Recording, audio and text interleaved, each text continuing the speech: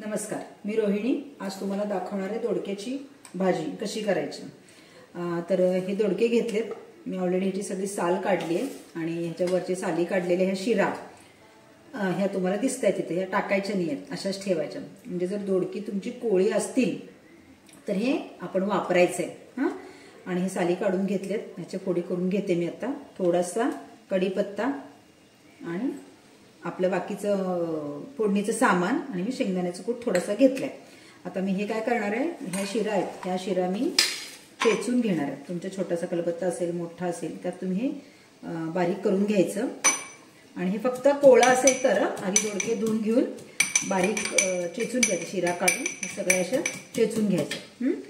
आणि आता मी ह्या पोळी करून घेते, तुम्ही तुमच्या पद्धतीने कसं पण करू शकता। आता मी इथं ह्या अशा लांब असतात ना आपले छोटे छोटे तुकडे, असं करून घेणार आहे मी। आता मी हे अशा फोडी करून घेतल्या। तुम्हाला कसं पाहिजे तसं तुम्ही करू शकता, गोल छोटे तुकडे कसंही तुम्ही करू शकता। मी असे एकसारखे केलेत। तर थोडासा गूळ आणि मग अशी मी शिरा दाखवला ना, अशा बारीक करून घेतल्यात। शक्यतो कुटून घ्याव्यात म्हणजे मग छान लागतं। आता मी तर कढईत तेल तापवायला ठेवले आणि आता मी दरवेळेसारखी आपली जी फोडणी असते ते टाकायचं, म्हणजे मोहरी, जिरे, तीळ, हळद, हिंग आणि ह्यामध्ये आता मी हा कढीपत्ता टाकला। ते आपण चेचलेलं जे शिराचं आहे ते टाकलं आणि आपल्याला फोडी टाकलं। थोडासा मोठा गॅस करायचा आणि हे हलवायचं, थोडंसं परतून घ्यायचं जरा 5 मिनिटं।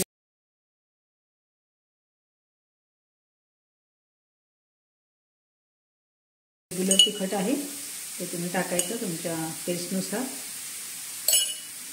थोडासा कूट टाकला तुम्हाला जेवढा पाहिजे तेवढा। आता आपण तो ग्रेव्ही म्हणजे शिरा कुटून घातल्यात त्यामुळे थोडंसं कूट कमी घातला तर चालते, आणि शक्यतो कूट कमी घालावा, आपण दोडका जास्त खावावा। हे परतलं तर थोडं चवीपुरतं मी मीठ घालते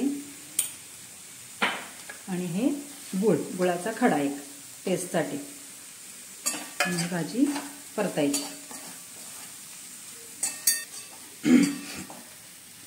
आता मी हे परतायचं थोडंसं, तुमच्या चवीनुसार तिखट, मीठ आणि शेंगदाण्याचं कूट तुम्हाला थोडासा दरदरीत पाहिजे असेल तर घालून टाकायचं। आता बघू शकता इथे असं भाजलंय आणि शक्यतो मी मगाशी म्हटलं तसं कुटापेक्षा जास्त दोडक्याच्या फोडी खाव्यात, ज्या आपल्याला गरजेच्या आहेत, कारण का खूप मसाला खाऊ नये। आता मी अनेक सांगेन। आता हे पाणी तुम्ही बघाल, हे मी काय केलंय, रेग्युलर पाणी घ्यायच्याऐवजी माझ्याकडे काय झालं, तूप तापवलं होतं। त्या तूप तापवल्यानंतर ते भांडं उरलं तर त्यात पाणी उकळलं आणि हे पाणी मी वापरलं। म्हणजे आपण कुठेही वेस्ट करायचं नाही, म्हणजे हे चांगलं पाणी तुपासकरचं थोडं पाणी वापरलं, म्हणजे ते होतं म्हणून मी वापरलं। प्रत्येक वेळेला असेलच असं काही नाही।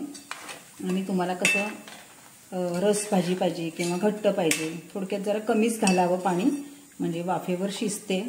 आणि झाकण लावून ठेवून टाकायचं, थोडंसं 1-2 मिनटं मोठं करायचं, जेणेकरून पाणी जरा तापेल, हा रस तापेल, जरा उकळेल आणि मग बारीक करून पाणी आटूसपर्यंत ठेवून टाकायचं।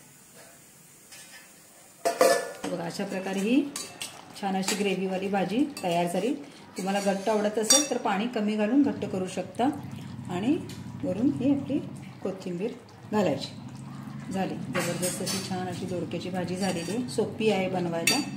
आणि हा व्हिडिओ आवडला असेल तर लाईक करा आणि शेअर करा आणि माझ्या चॅनलला सबस्क्राईब करा।